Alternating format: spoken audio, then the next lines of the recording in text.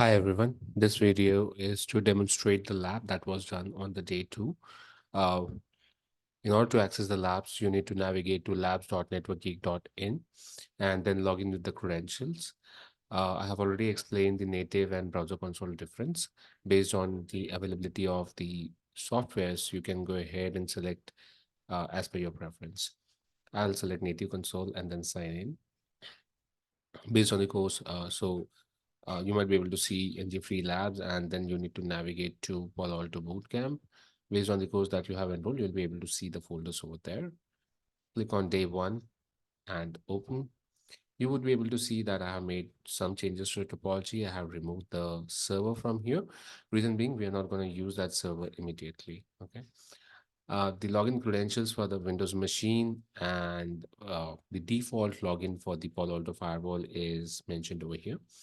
The management network is 192.168.1.0/24, wherein this machine is going to have 192.168.1.2, and the PaloAlto's management interface is going to have 192.168.1.1.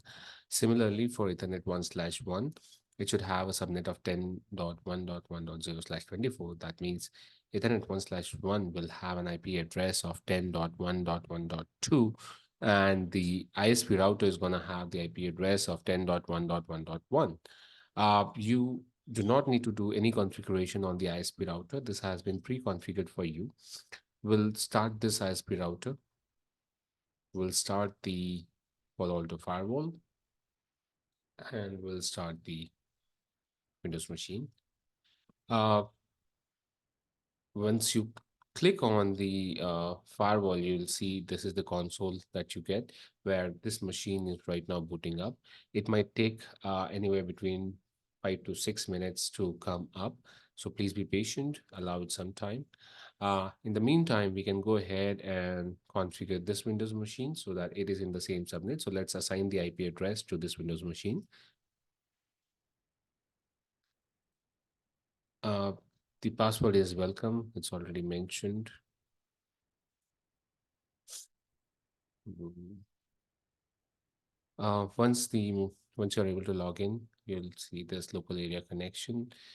Let's go to properties, IPv4, use the following IP addresses: 192.168.1. I guess it's true. Let's verify. It's 1.2. 1.2. The subnet mask is 255.255.255.0. That's a /24. We're not going to assign any default gateway to this machine. You can just click on OK and then close. Close. Uh, so Windows machine has been configured with IP address. Well, let's verify if the firewall has come up. All right. So still it is in the booting stage. We'll have to wait for some time.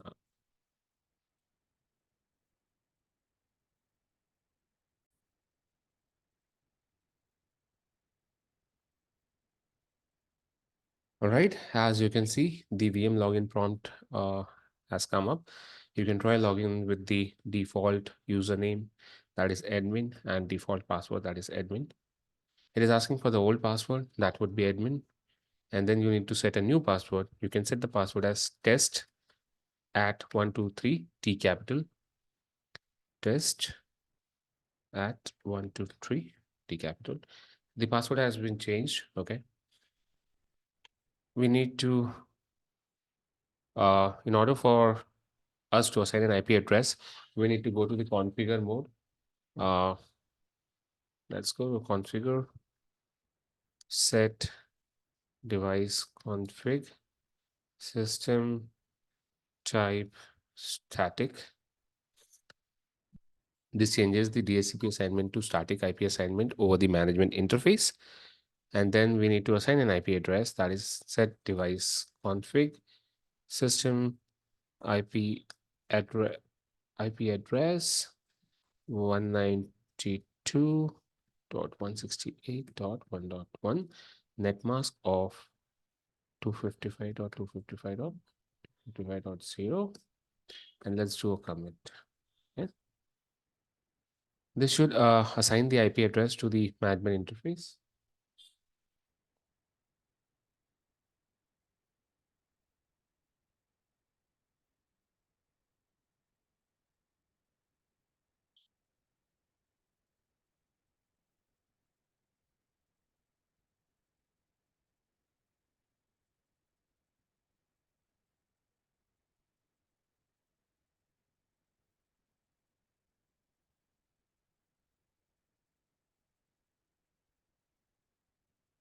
Take a minute or two to commit the changes.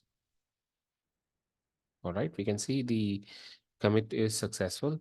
Let's go ahead to the Windows machine and let's open the browser. HTTPS //192.168.1.1. We'll see a not secure page. Click on advanced, proceed to 192.168.1.1. You can use your credentials, admin, and the password that you just changed on the CLI, that is test at 123. Click on login. You'll be able to log in.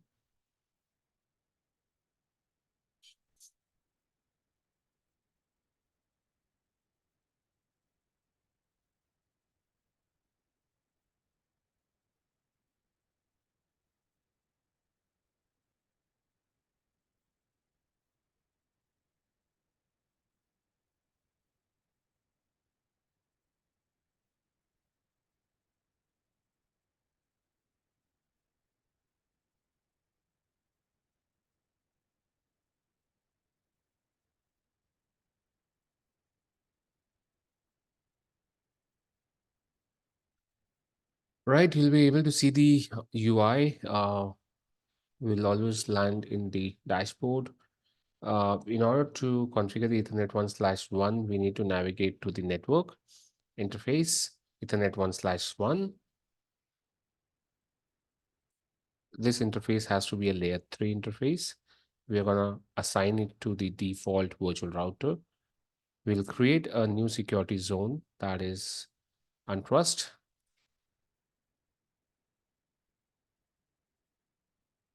Click on OK and navigate to IPv4.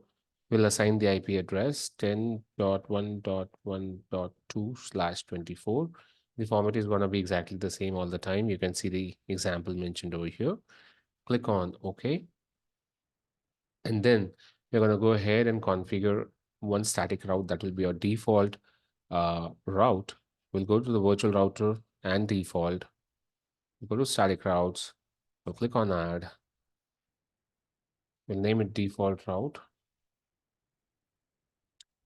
Destination is 0.0.0.0/0.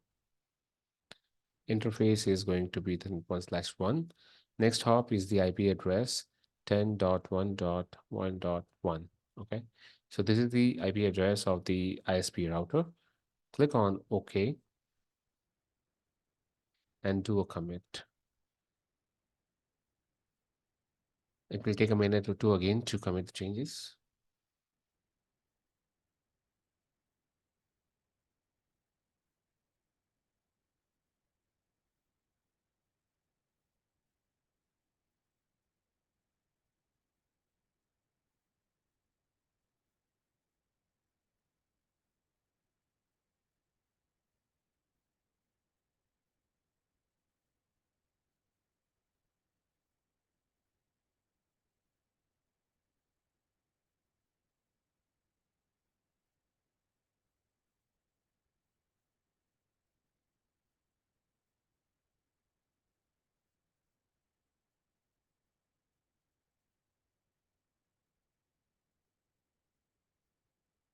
Okay, we can see the configuration was committed successfully.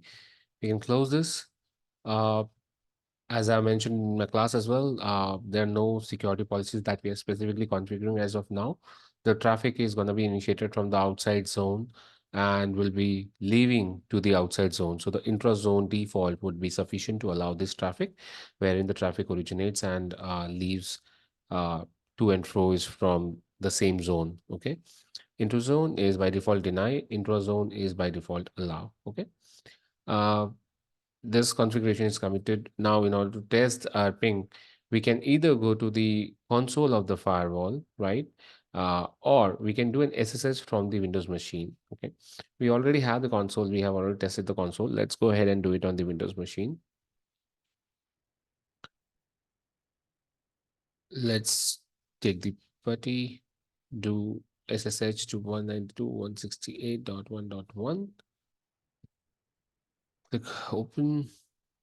It will give a prompt to save the key to known host name, log in with the admin user, and the password was test at 123 T capital. Once you log in, you'll be able to see a prompt. Let's wait for the prompt to come up. Right. So we have logged in with the admin user. Okay.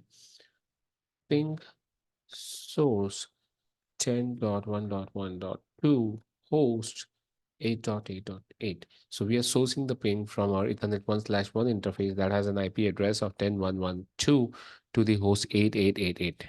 Okay. Let's see if we receive the pings. So the pings are successful. That means the Ethernet 1/1 is able to reach out to the internet. This concludes the lab demonstration for day one. Thank you.